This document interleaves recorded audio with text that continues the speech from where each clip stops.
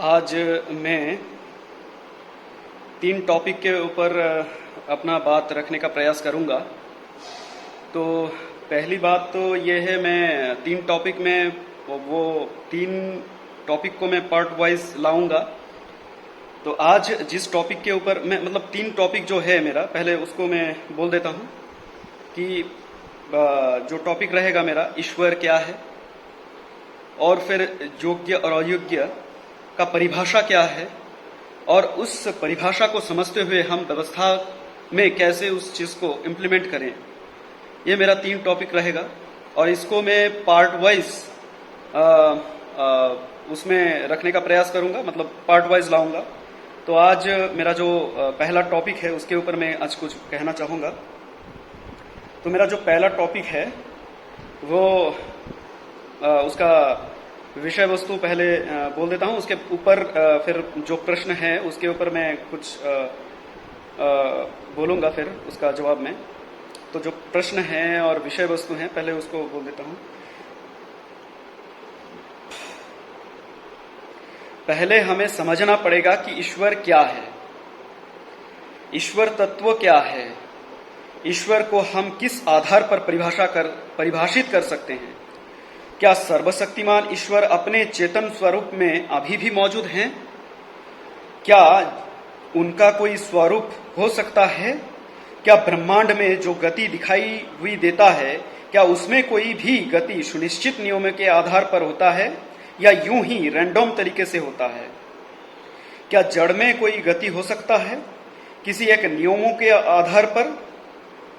और चेतन कहां तक अपनी गति को दिशा दे सकती है, और दोनों जड़ और चेतन की गति में क्या अंतर है? यह है कुछ प्रश्न जिसके ऊपर मेरा अपना विचार रखूंगा। हालांकि अपना नहीं है, लेकिन फिर भी ये एक परम सिद्धांत है। लगभग इसको आप लोग कुछ समझ सकते हैं। मेरा अपना नहीं है ये विचार, लेकिन बाद में मैं जो योग्य अयोग्य बोलूंगा वो जो है वो मेरा अपना है। और फिर उसके बाद व्यवस्था के ऊपर उसको लागू कैसे करें, जबकि ये चीज क्योंकि मैंने समझा, क्योंकि मैंने जानने का प्रयास की, तो ये सारे चीज ही मेरा अपना ही है। ठीक है, इस चीज को मैं स्वीकार किया हूं और समझता भी हूं, इसीलिए इस चीज को अपना हम कह सकते हैं। तो चलिए शुरू करते हैं। जड़ का मतलब ये कतई नहीं है कि उसमें गति होगा नहीं। जड़ में भी एक सुनिश्चित नियमों के आधार पर गति होता है, लेकिन वहां कोई दिशा निर्धारित नहीं रहता है। जड़ में एक पूर्व निर्धारित, एक सुनिश्चित माध्यमों के अंदर गति होता है जो फिक्स होता है। हालांकि ब्रह्मांड में चाहे जड़ हो या चेतन, उसमें गति फिक्स ही रहता है, लेकिन जड़ अपनी इच्छा से कोई गति नहीं कर सकता है, कोई दिशा नहीं दे सकता है, लेकिन उसमें गति जरूर होता है या रहता है। चेतन में जो गति होता है वो एक हद तक जड़ की गति को प्रभावित कर सकता है और अपनी गति और जड़ की गति को भी एक निश्चित दिशा दे सकता है, कोई एक निश्चित उद्देश्य के लिए। उदाहरण के लिए, जैसे हम अपने हृदय की गति को नियंत्रित नहीं कर सकते हैं, लेकिन पूरी शरीर को जो कई प्रकार की तत्वों की मिश्रण से बना हुआ है उसको एक गति दे सकते हैं। अभी ब्रह्मांड की जो मूल है, जो अंतिम मूल तत्व है, उसका भी एक चेतन स्वरूप है। अभी जो मूल तत्व में स्थित जो मूल चेतन था, उसका भी कोई निश्चित उद्देश्य रहेगा और उस उद्देश्य के तहत ही वो आगे की तरफ अपनी गति को बरकरार रखा। और जैसे ही वो अपनी गति को एक दिशा दी तो वो एक से अनेक में परिवर्तित हुआ। जब मूल में मूल चेतन मौजूद था तो उस समय उस मूल चेतन के पास कोई उद्देश्य, खुद को खुशी करने का या कोई भी उद्देश्य उसके पास रह सकता है क्या? मतलब फिर से बता रहा हूं, जब मूल में मूल चेतन मौजूद था तो उस समय, जब मूल चेतन था तो उस समय मूल चेतन के पास कोई उद्देश्य खुद को खुशी करने का या कोई भी उद्देश्य उसके पास रह सकता है क्या? प्रश्न है। अगर वो आत्म संतुष्टि में रहता तो क्या ये वो एक से अनेक में खुद को बदलता? खुद की हर एक टुकड़ियों को और अच्छे से और गहरे से जानने समझने का वजह ही यही है कि वो एक से अनेक हुआ। जब मूल चेतन मूल मौजूद था तब क्या कोई व्यवस्था का आवश्यकता था क्या? जब मूल चेतन मौजूद था तब क्या कोई व्यवस्था का आवश्यकता था? व्यवस्था का आवश्यकता तभी पड़ता है जब एक से अनेक में खुद को बदलता है और जब एक ही जगह पर बहुतायत में बहुत सारे टुकड़ियों का समावेश रहता है। जब वही मूल चेतन एक से अनेक में खुद को बांटा तो उद्देश्य एक ही है कि वो खुद को और विस्तार देने का प्रयास की।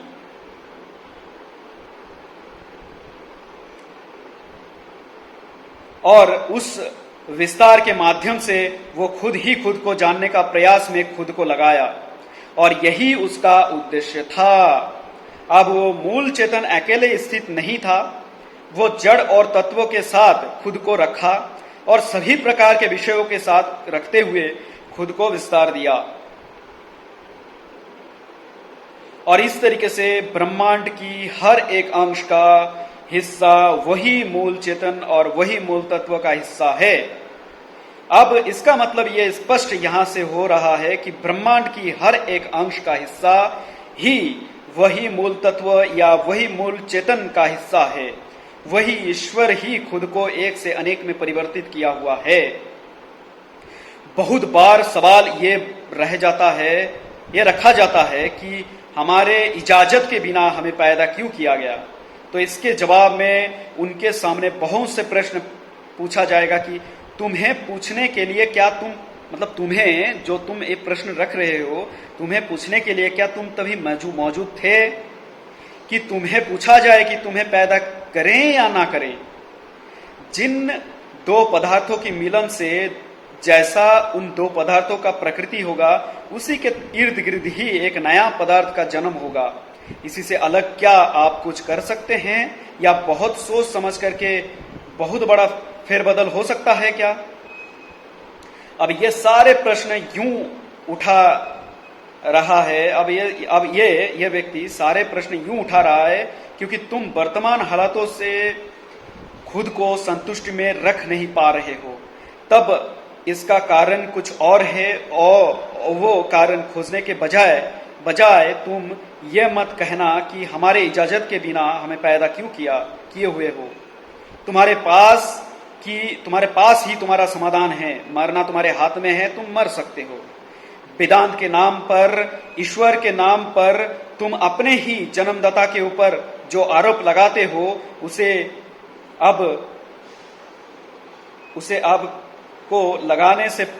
लगाने से पूर्व तुम उन कर्म को देखो या देखने का प्रयास करो जहां से हर एक समस्या उत्पन्न हुआ है और फिर उसका निवारण हेतु अगर कुछ कर सको तो करो, उनको दोषी मत बनाओ। और अगर तुम खुद में ही संतुष्ट नहीं हो तो खुद को संतुष्टि दिलाने हेतु स्वीकार भाव अपने मन में रखो। कम से कम विषयों से खुद को संबंधित करो और आगे इसमें भी तुम नहीं साहस दिखा और इसमें भी तुम साहस नहीं दिखा पाते हो तो तुम्हारे पास इच्छा मृत्यु का विकल्प है, तुम वो भी ले सकते हो, लेकिन तुम लोग नहीं लोगे क्योंकि तुम्हें उसमें भी डर लगता है। तुम अच्छे से जानते हो कि मृत्यु से ज्यादा आनंद में तुम अभी हो। मृत्यु बहुत कष्टदायक है। और फिर तुम क्या करते हो? समाधान पाने के लिए तुम हिंसक हो, तुम हिंसा में उतर जाते हो और जैसे ही तुम ये करते हो तुम और ज्यादा तड़पते हो और फिर तुम और जोरों शोरों से बोलते हो कि मेरे इच्छा के बिना, मेरे से पूछे बिना मुझे क्यों पैदा किया गया और इसका खामियाजा सबको भुगतना पड़ेगा। और तुम फिर खुल्लम खुल्ला हिंसा में उतर आते हो और फिर यहां से शुरू होता है धर्म के नाम पर कट्टरता। जहां समस्या है उसको तुम नजरअंदाज कर देते हो, जहां समय देने से ज्यादा तुम गलत जगह पर वहां समय देने से ज्यादा तुम गलत जगह पर अपने समय खराब करते हो। तो मुझे कुछ ये कहना था, ये मेरा पार्ट 1 में रहेगा। इसके बाद मैं योग्य और अयोग्य के ऊपर मैं कुछ बोलूंगा। उसके बाद मेरा उस चीज को मैं कैसे, हम लोग कैसे, हम सब मिल करके कैसे व्यवस्था के ऊपर उसको इम्प्लीमेंट कर सकते हैं, उसको लागू कर सकते हैं, उसके ऊपर सोच विचार कर सकते हैं। देखिए, लागू करना वो एक अलग मुद्दा है, वो बहुत बड़ा प्रक्रिया है। आप सभी लोगों के मदद के बिना यह संभव नहीं हो पाएगा। ये इसमें हमारे और आपके एक दो लोगों की बातों से तो होगा नहीं ना। सभी को इकट्ठा होना चाहिए, सबको अपना अपना हित समझना चाहिए। तो हित क्या है पहले वो समझें, ईश्वर क्या है, किस लिए हम करेंगे, ये व्यवस्था के बाद किस लिए उठ रहा है, ये सारे चीज बिना समझे आप व्यवस्था के ऊपर, ये व्यवस्था को आप लागू नहीं कर सकते। लोगों को पहले अवेयर करना होगा, हमें पहले लोगों तक पहुंचना पड़ेगा कि भाई समस्या ये है, देख लो, फिर तुम हमारे साथ आगे आ सकते हो। इसके ऊपर हम सब मिलकर के सोच विचार कर सकते हैं। तो आइए हम कुछ इसके ऊपर सोच विचार करें। हाँ, ईश्वर, हम और आप और सभी व्यक्ति हम ईश्वर के अंश हैं। तो कृपया थोड़ा करुणा भाव रखो, थोड़ा प्यार रखो, थोड़ा इज्जत दो, थोड़ा ये जो हिंसा होता है ना, इसको थोड़ा नजरअंदाज करने लगो। मतलब नजरअंदाज करो भाई, ये तुम्हारे हित के लिए है, तुम्हारे ही हित के लिए है। तुम सोचते हो कि अपने अंदर हिंसा रख रहा हूं, दूसरे के बारे में ये सोच रहा हूं, भाई सोचने से तुम अपने क्षति आप ही खुद कर रहे हो, तुम विकृत हो रहे हो, समझो। प्रणाम सभी को। अगर कोई कहीं गलती हो गया तो माफ कर दीजिएगा। ठीक है, प्रणाम।